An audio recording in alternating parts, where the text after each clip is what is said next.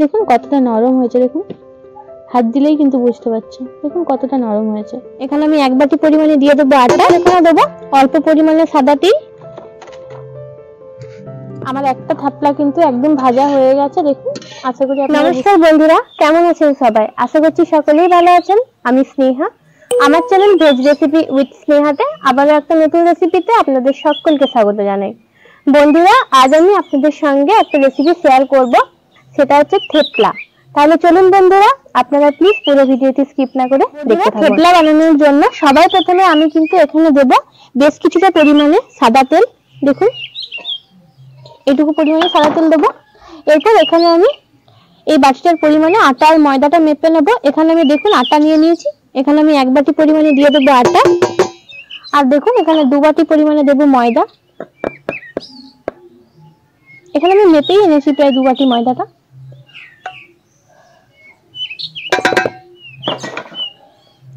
এখানে আমি 2 বাটি পরিমাণে দেখুন দিয়ে দিলাম ময়দা। এরপর এখানে দেবো অল্প পরিমাণে সাদা তিল,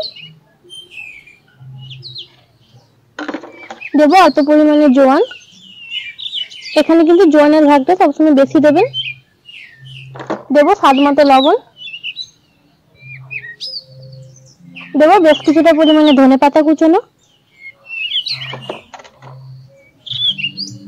এরপর এখানে দেবো অল্প পরিমাণে চিনি। এরপর এখানে আমি দেবো, দেখুন এখানে একটু আদা আর কাঁচা লঙ্কা বেটে রেখেছি, এটা দিয়ে দেবো।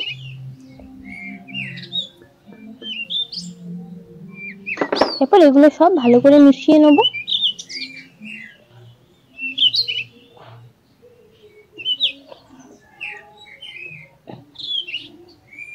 আপনারা চাইলে কিন্তু শুধু ময়দা অথবা শুধু আটা দিয়েও করতে পারেন, কিন্তু ওতে আসল যে থেপলার স্বাদ এটা কিন্তু পাবেন না।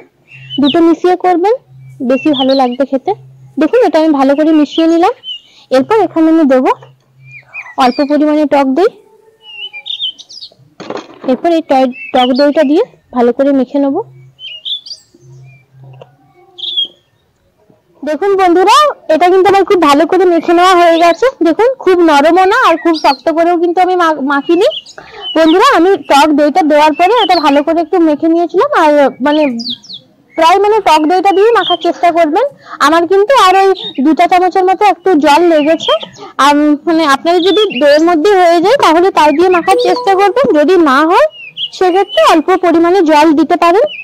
দেখুন বন্ধুরা, আমার এটা মাখা হয়ে গেছে। এরপর এটা আমি মিনিট 20-25 জন্য রেস্টে রেখে দেবো।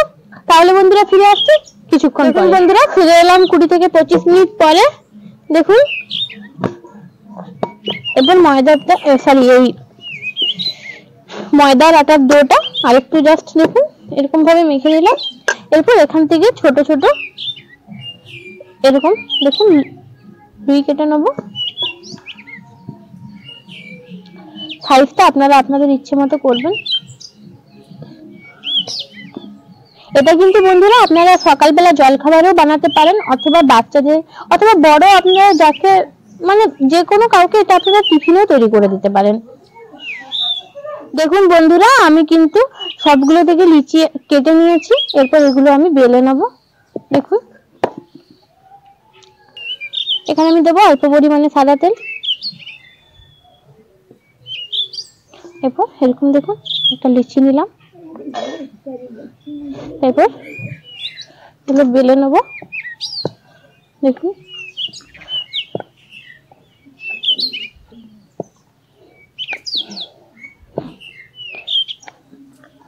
এটা সাইজটা কিন্তু খুব একটা বড় হবে না, মিডিয়াম। দেখুন এরকম সাইজ করে আমি বেলে নেব। দেখুন একটা বেলা হয়ে গেছে, আরেকটা বেলে নিচ্ছি। দেখুন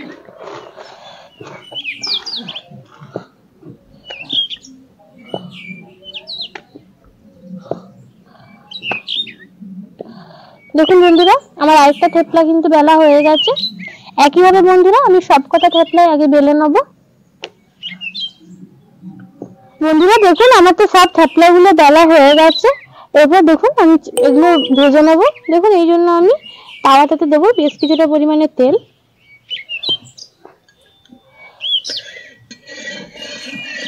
তেলটা একটু ছড়িয়ে দেব। এরপর আমি এই তেলটার উপরে একটা থাপলা দিয়ে দেবো। এরপর এটাকে আমি হালকা করে ভেজে নেব।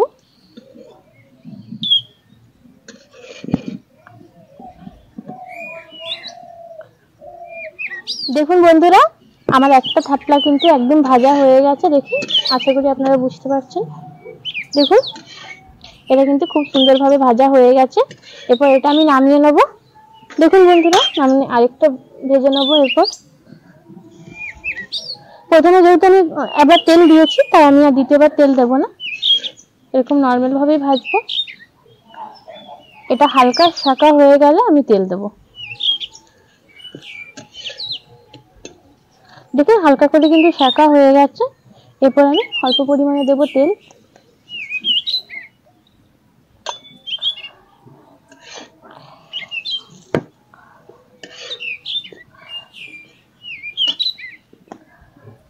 বন্ধুরা, আমি একইভাবে কিন্তু সব থাপলাগুলোই সবার প্রথমে ভেজে নিই, তারপর ফিরে আসছি। দেখুন বন্ধুরা, আমার সবগুলো কিন্তু একদম ভাজা হয়ে গেছে।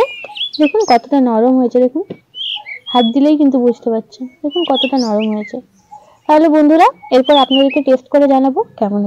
দেখুন বন্ধুরা, আমার সব থেপলাগুলো কিন্তু একদম তৈরি হয়ে গেছে। এরপর বাবু আপনাদেরকে খেয়ে জানাবে কেমন হয়েছে।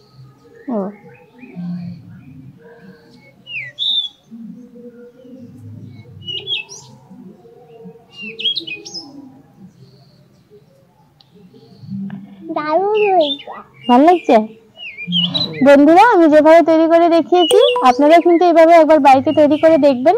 আশা করি আপনাদেরও খুব ভালো লাগবে। তাহলে বন্ধুরা, আজকে এই পর্যন্ত। দেখা হচ্ছে পরবর্তী কোনো একটা রেসিপির সঙ্গে। ততক্ষণ পর্যন্ত ভালো থাকুন, সুস্থ থাকুন। আর এই থেপলাগুলো কিন্তু তেঁতুলের চাটনি দিয়ে খাবেন। আজকে আমি আর তেঁতুলের চাটনি রেসিপিটা শেয়ার করলাম না, আমরাও তেঁতুলের চাটনি দিয়েই খাবো। তো এই থেপলাগুলো কিন্তু তেঁতুলের চাটনি দিয়ে খেলেই সব থেকে বেশি ভালো লাগে। তাহলে বন্ধুরা, দেখা হচ্ছে পরবর্তী কোনো একটা রেসিপির সঙ্গে।